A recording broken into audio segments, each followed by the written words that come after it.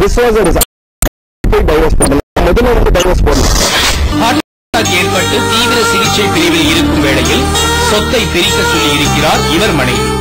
அதோடு இவர் என்ன பேசினாலும் வரதட்சணை கேட்டு துன்புறுத்தியதாகவும் அடித்து உதைத்ததாகவும் புகார் கொடுத்து விடுவேன் என்று மிரட்டியதாக கூறுகிறார். அமர்நாத்தின் துயரம் இப்படி என்றால் ஒரு நாளாவது கணவரை சிறையில் அடைத்தே தீருவேன் என்று சபதம் போட்டிருக்கிறார் ஒரு மனைவி. இடைவேளைக்கு பிறகு தொடரலாம்.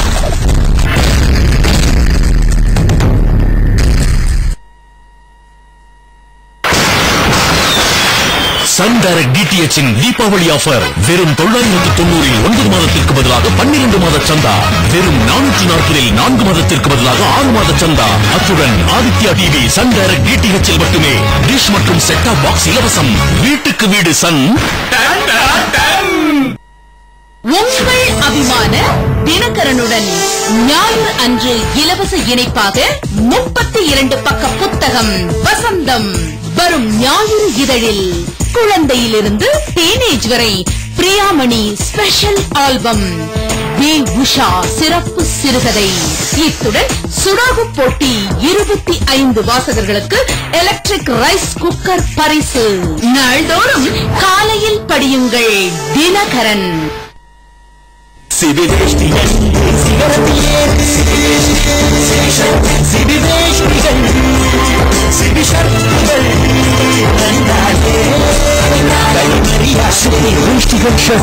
பாரம்பரியத்தின் அடையாளம். வாஷிங் சோப்னா கண்ணு முடிக்கிட்டு அரசன் சோப்பை பெஸ்ட்னு வாங்கலாம். மனசார சொல்றேன், அரசன் சோப் ரொம்ப ரொம்ப நல்ல சோப். அரசன் சோப் ரொம்ப ரொம்ப நல்ல soap. What makes a man? Can it be defined? Perhaps it's the way he walks. What makes a man come to life? It's the courage to hold himself to the highest standards and say, nothing but the best for me. J. Hampstead, the world's finest fabric and apparel. Deepavali வந்துருச்சா? யூனிவர்சலுக்கு போக வேண்டியதா? Universal Deepavali கொண்டாடத்தில் புத்தம் புது camera, music, touch screen, LG மொபைலுக்கு பாருங்க. ஜூலிகிற தங்க நாணி மற்றும் பல பல பரிசுகளை அள்ளுங்க. Universal, the mobile expert. Minister White premium shirts இதயத்துக்கு நெருக்கமா. இனிமே ஒயிட் ஷர்ட்னா மினிஸ்டர் ஒயிட் தான். உங்க குழந்தை எப்படி ஒரு வின்னரா? இல்ல யோசிச்சு பாருங்க. ஸ்மார்ட்டா டிரெஸ் பண்ணாதான் குழந்தைங்களுக்கு தன்னம்பிக்கை வரும். தன்னம்பிக்கை தான் ஒரு வின்னரை உருவாக்கும். அதுக்கு உங்களோட 5 நிமிஷம் போதும். Ujala stiff and shine. கொஞ்சம் ஸ்டிஃப் அண்ட் ஷைன் தண்ணியில கலந்து துவைத்த துணிகளை அதுல போட்டெடுத்தா போதும். துணிகள் புதியது போல். குழந்தைகளுக்கு உயரிய தன்னம்பிக்கை. உங்க குழந்தை எங்க இருக்கணுங்கிறது உங்க கையில தான். ஸ்டிஃப் அண்ட் ஷைன் என்றால் will and shine. Hi Karthi. இதுல இதெல்லாம் உங்களுக்கு தாண்டா செல்லம். இந்த ப்ளூ ட்ரெஸ் அம்மு குட்டிக்கு, இந்த பிங்க் ஜிம்மு குட்டிக்கு, and the stylish one for you. Hey Anna, this is yours. என்னடா ஆக்சென்டா? ஏண்டா இதுக்கே $1000-2000 ஆயிருக்குமே. எல்லாரும் ஹாப்பி, அதுதான்ப்பா முக்கியம். எல்லாம் மெகா மார்ட்ல வாங்குங்க, யாருக்கிட்டையும் சொல்லிடாதீங்க. மெகா மார்ட் ஃபாரின் பிராண்டுகள் இங்க லோக்கல் விலையில செம்ம கெட்டப்பு, சூப்பர் சேமிப்பு. தமிழகம் எங்கும் 35 ஷோரூம்கள். வெஸ்டர் மேக்ஸியில் உள்ளது மேக்ஸி அப்சார்பன்ஸ் பேனல். அது தரும் 5 மடங்கு உணர்வான பாதுகாப்பு. அப்ப எல்லா பருவ காலத்திலும் நீங்க கவலை இல்லாம இருப்பீங்க. Whisper, have a happy period.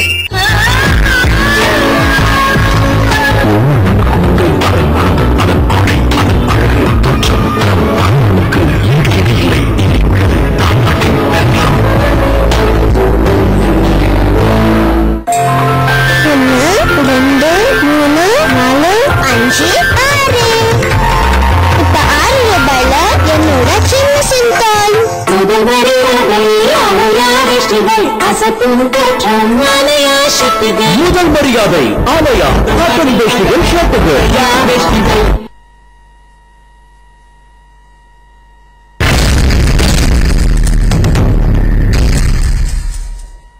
2003 2006 வரைக்கும் பதிவு செய்யப்பட்ட வரதட்சணை வழக்குகள்ல 87% வழக்குகள் பொய்யானவைதான் ஒரு கருத்து கணிப்பு சொல்றதா ஆண்கள் பாதுகாப்பு சங்க செயலாளர் சொல்றாரு.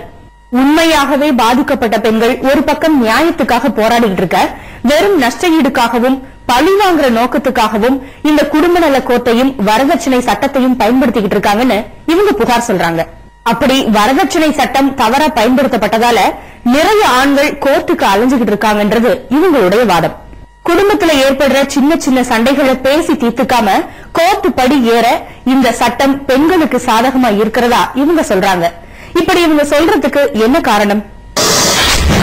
ஐசோஸ் பகுதியில் வசிக்கும் பல் மருத்துவர் இவரது மனைவி திருவத்தியூரில் இருக்கும் அம்மா வீட்டில் குழந்தைகளோடு வசித்துக் கொண்டிருக்கிறார்.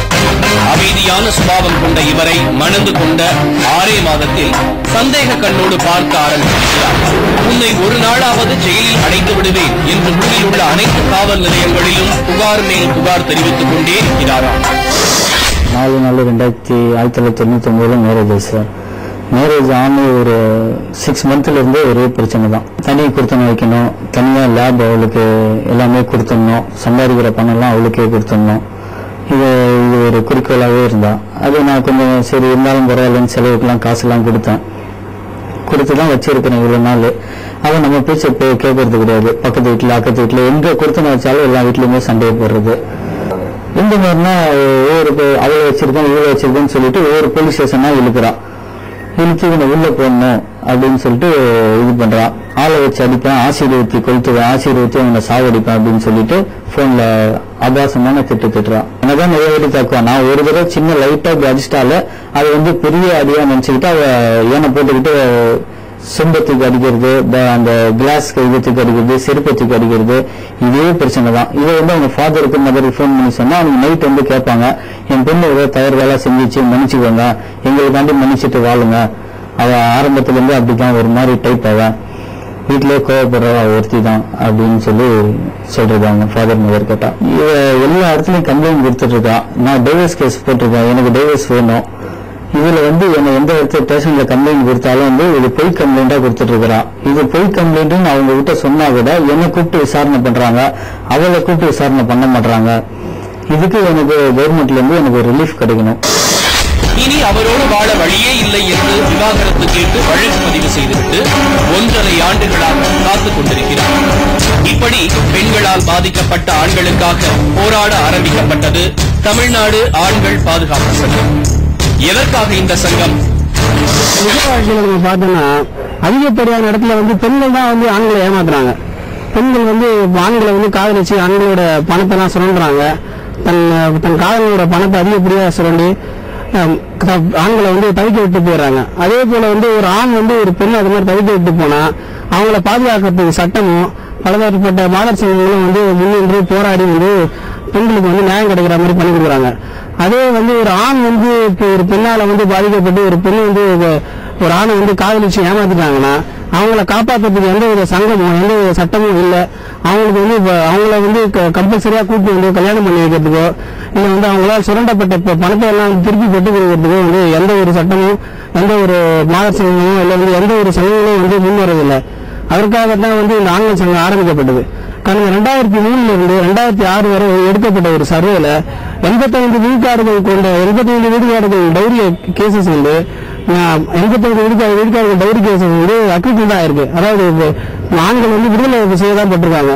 அது வேற அவங்க பாதிக்கப்பட்டது, அவங்க பாதிக்கப்படுற அவங்களுக்கு ஏற்படுற பிரச்சனைகள் எல்லாம் பத்தி யாருமே கவலைப்படுறது கிடையாது. பெண்களோட அவங்க வீட்டை சார்ந்தவங்களும் சரி அவங்கள சார்ந்தவங்களும் சரி ஆண்களுக்கு அதிகப்படியா சொல்லதான் முயற்சிக்கிறாங்களே தவிர அந்த ஆணுக்கு நம்மளும் நம்பி வந்துட்டானே அவனை பாதுகாப்பு வச்சிருப்போம் அப்படின்ற ஒரு எண்ணமே இல்லாம இருக்கு.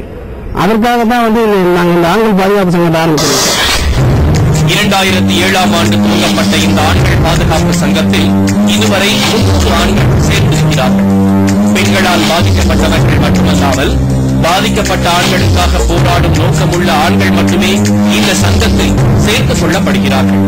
ஒரு பெண் புகார் தெரிவித்தால் உடனடியாக ஆணை ஜெயிலில் அடைத்து விசாரிக்கும் போலீஸ் ஆண்கள் கொடுக்கும் புகார்களை ஏற்றுக்கொள்ள வேண்டும் என்பதுதான் இவர்களின் கோரிக்கை. ரெண்டு தான் சார். ரொம்ப சிம்பிளா சட்டத்துல 6 மாசத்துல முடிக்கணும்னு சட்டத்துல சொல்லிருக்காங்க. பெண்ணோ ஆணோ யாரு நீதிமன்றத்தை அணுகி டைவர்ஸ் கேட்டாலும் காரணமே தேவையில்லை, மனப்பொருத்தம் இல்லை எங்களுக்குள்ள எங்களுக்கு டைவர்ஸ் கொடுத்துருங்கன்னு கேட்டா உடனடியாக கொடுக்கணும். நீதிமன்றத்தில் என்ன பண்றாங்கன்னா ஏதோ குடும்பத்தை நம்ம வந்து குடும்ப அமைப்பை காப்பாற்றுறோம் அப்படிங்கிற அனுமானத்துல சேர்த்து வைக்கிறேன்னு சொல்லிட்டு ஒரு 15 வருஷத்துக்கு கேஸை வைக்கிறாங்க. அந்த மாதிரி குடும்பத்தை சேர்த்து வைக்கிறதோட பர்பஸே இல்லாம போயிடுது. அந்த விவாகரத்துக்கு கொடுத்த பிறகு அந்த விவாகரத்துக்கு அர்த்தமே இல்லாமலே போயிடுது. அது பெண்களுக்கு சேர்ந்துதான் கஷ்டப்படுறாங்க. ரெண்டாவது வந்து இந்த கிரிமினல் இன்னைக்கு திருமணம்ங்கிறது ஒரு கிரிமினல் குற்றமாகவே மாறிவிட்டது. அதனால நான் காம்படிஷன்ல மாற்றணும். அதாவது புகார் பெற்ற போலீஸ் உடனடியாக கைது செய்யக்கூடாது அப்படிங்கிற சட்டப்பிரிவுக்கு இந்த 498A மாற்றணும். வன்முறை குடும்ப வன்முறை சட்டம்னு ஒன்று வச்சிருக்காங்க. அந்த சட்டத்தை வந்து ஆண்களுக்கும் அந்த பாதுகாப்பு அளிக்கணும். இன்னைக்கு அந்த சட்டம் பெண்களுக்கு மட்டும்தான் பாதுகாப்பு அளிக்குது. குடும்பத்தில் இருக்கிற ஆண்களுக்கும் அந்த சட்டத்தை பாதுகாப்பு அளிக்கும்படியாக மாற்ற வேண்டும். இதுதான் எங்களோட சங்கத்தோட பேசிக் 3 கோரிக்கை. முக்கியமான கோரிக்கை என்னன்னா ஆண்களுக்கு நலவாரியம் அமைக்கணும்.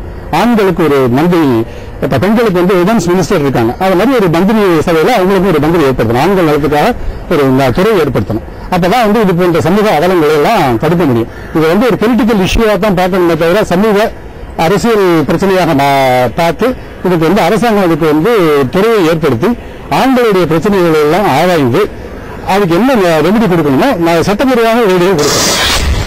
வன்முறைகளாக வெளி உலகிற்கு காட்டப்படும் குடும்ப பிரச்சனைகள் கடைசியில் முடிவது நஷ்ட ஈட்டிலும் ஜீவனாம்சத்திலும் தான் என்கிறார்கள் பாதிக்கப்பட்ட ஆண்கள். அதனால் 2 பக்கமும் தீவிரமாக விசாரித்து தீர்ப்பளிக்க வேண்டும் என்கிற இவர்களின் கோரிக்கை நியாயமானதுதானே?